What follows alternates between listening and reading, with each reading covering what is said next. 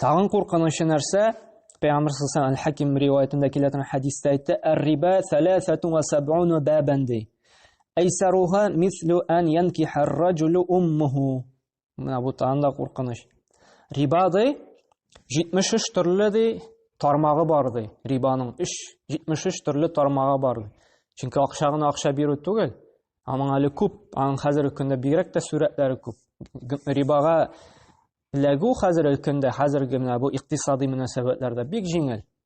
Бик җиңел. Менә шуның да әйтәч 73 төрле ди, ишеге 73 төрле юлы бар ди рибага ләгүнең инде. Әмма ләкин шушы ди иң җиңеле ди. Әниең белән зина кылган кебек ди. Менә кеше инде риба ала икән име? Шушы рибаның инде дәрәҗәсе ди иң җиңел инде.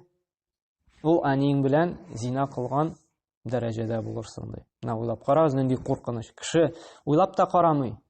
Хәбитин киң таралган, шәһәргә бара икән анда.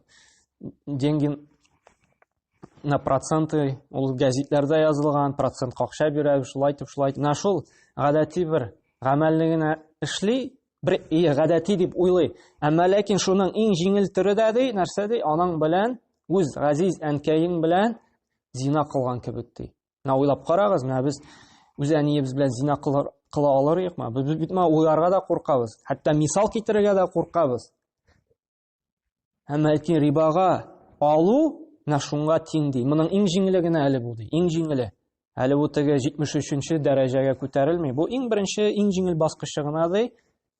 Аның белән зина кылган кебек ди. Хәбәр кеше әйтә икән, менә бу кеше әнисе белән зина кылган. О, без дибез инде бу кеше белән күрешмибез, моны авылдан, шәһәрдән куып җибәрергә кирәк дибез.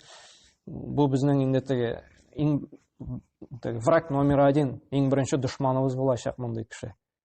Чөнки фитрабыз кабул итә алмый. Әмма ләкин рибага алган кеше дә шушындый кеше белән тиң.